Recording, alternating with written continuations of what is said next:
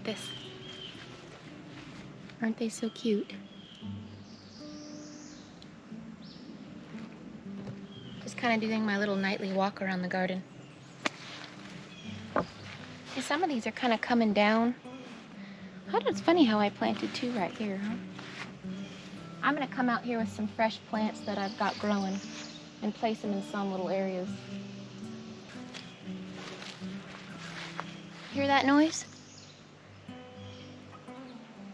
I keep hearing that banging noise in the woods.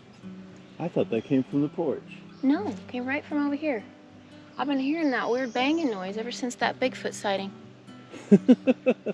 Makes me a little I'm a little nervous. Good thing though, I do have a GoPro, so if we do find that there's a Bigfoot in the forest, it's not going to be shaky 90s footage. It's going to be clear footage. It's going to be shaky, blurry 2020s footage. Yeah. Because not a lot of people know this, but Bigfoot is actually he's naturally out of focus. If you looked at him, he's just blurry. So it doesn't matter what kind of camera equipment you have. Check this out. Look at this buckwheat. See how it's producing its own seed? Look at that. That's a buckwheat seed. That's so cool. I didn't notice that before. I really like using buckwheat as a companion plant. I think it's pretty fun. Now, we've got, what is this, cayenne? Did you hear it? I am hearing, okay. Over there. I'm telling you what, I've heard it over here. When Alexis, my friend, was here, we both heard it. The kids heard it. I thought maybe it was a woodpecker, but it's too inconsistent. I know it sounds crazy. Y'all, this is ridiculous. What I'm hearing out there was consistently like 4 widowmakers, in succession, which that doesn't happen. To me, it sounds like somebody's out in the woods and they have a stick and they're tapping it on the freaking tree. That's what it sounds like. It's probably nothing, y'all, because Bigfoot's not real. But check this out. So I have been dealing with some powdery mildew. You see that right there? This plant's a mess. I'll probably just rip it up. It just kind of, I don't know, it just came down. It will be nicer next year when we have cattle panels each section, because I have these mounds and these plants grow and they kind of want to fall one way or the other. But when I have the cattle panels, I can kind of train them to go up the middle and they'll have more support. But this one, and there's a couple other over there that are just having some issues with, this is powdery mildew. I've just been cutting them off. They keep producing more leaves. It hasn't been real bad compared to last year.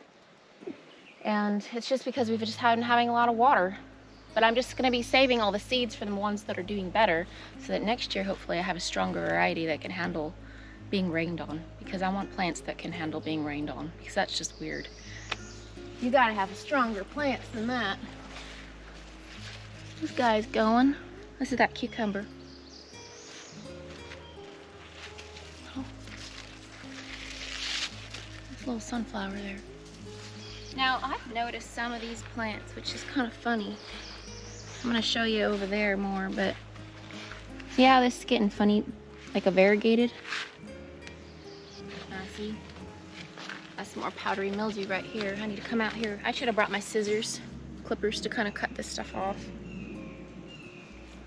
And I have another whole set of these same type of plant. These are the crookneck squash.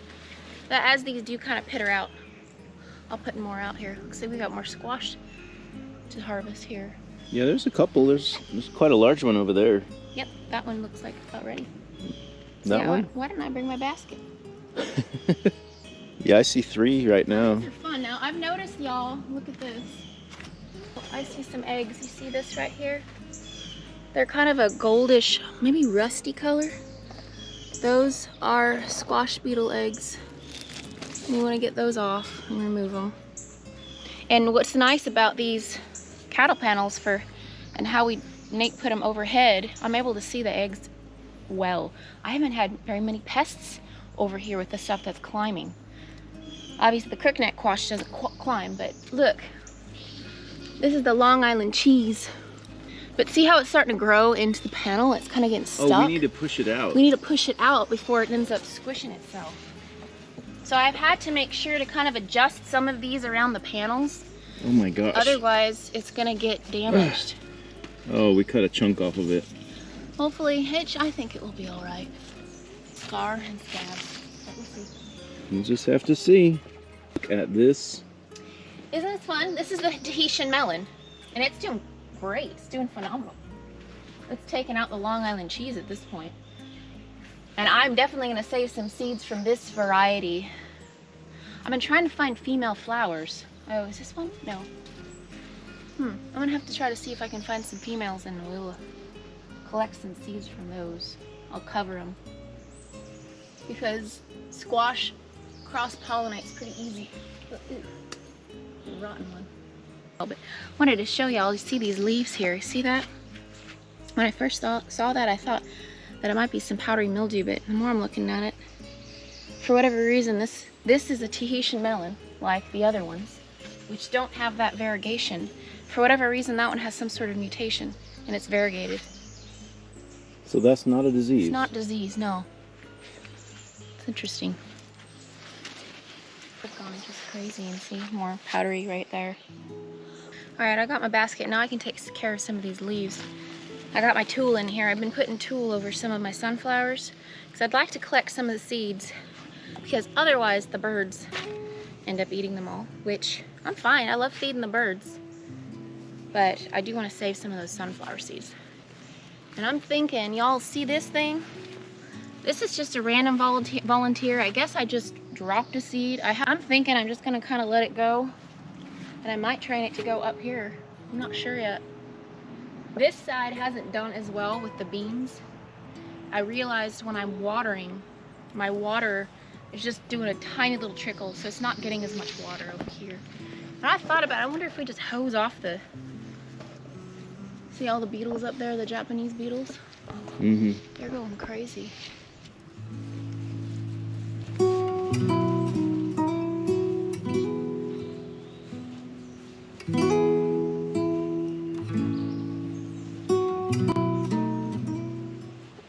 My squash fort. Isn't that pretty cool, huh?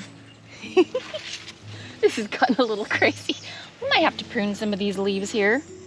Funny thing is, we were just in here yesterday, weren't we? Ooh, up close and personal.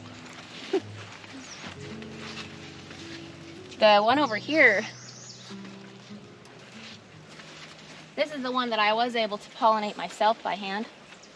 And so that's going to be fun. I'm going to be able to get the seeds here. Oh, see, this is squash beetles. They're right there mating. They're mating.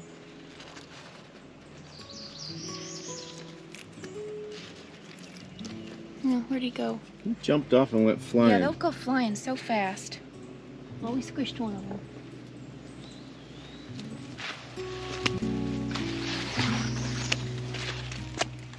So why do you need a basket just to cut leaves? Oh, I keep my scissors in my basket. Okay. And anything that I need in the garden, you know. I see. I guess I should get some fancy tool belt, you know. Do these leaves go to the chickens? Yeah, I'd give them to the chickens for sure. I think it's supposed to dry out this week. I don't think I'll have this much of an issue, but I'll keep the seeds from the strongest plant, and hopefully next year we won't have as much of an issue. Because I want plants that are strong enough to be rained on and handle different fluctuations in the weather. They're just not getting sick all the time.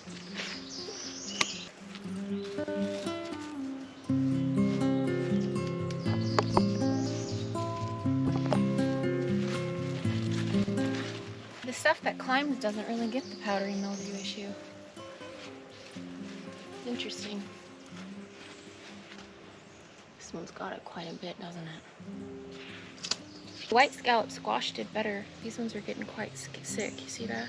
Yeah, I feel like we got more scallops this year than summer squash. I might just let these go, and we'll just kind of get what we can out of them, and then I'll rip them up and put the next set in, and we'll see if they do any better. Here's a lady squash beetle.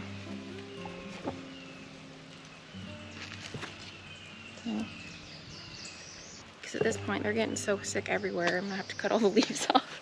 I don't want to do that. We'll just get the squash out of them that we got here and see what else they can do. Yeah, I think This is the crookneck. I'll have to go look again. But I think the summer squash is doing better as far as getting any sicknesses. But we'll see. Oh, I forgot. I wanted to measure my tomatoes. That's one of the things I want to do. Okay. It's July 4th, Independence Day here in America, and last year I did measure my tomatoes, my tallest ones, and they were 7.5 feet tall. And I was kind of curious to see where my tallest ones are at this year. So I'm gonna go get my measure real quick. Just kind of looking at my summer squash here. I haven't seen any evidence of that powdery mildew. So I might just save some seeds from these guys and see how they do next year. In fact, I was thinking that I might as well just save seeds. I'll save the seeds, but I might go ahead and start growing some now just to see. I mean, we still have tons of time here out in Georgia. We have long seasons. Our first frost is in November, so I still have plenty of time to where I can kind of experiment and see if I save some seeds from the healthier plants that aren't getting sick and seeing how they do. Got my measure, so let's check this out. Let's see, these ones are pretty dang tall. Look at these. I think these are definitely the tallest ones. This is crazy. I wonder if they're gonna be any taller or what. Woof. Let's go down at the base here.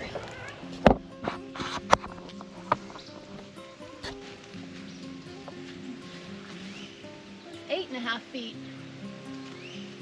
Am I about at the top? Yeah, you're about. You could go a little higher, actually. Is that right? Yeah. Almost 9 feet.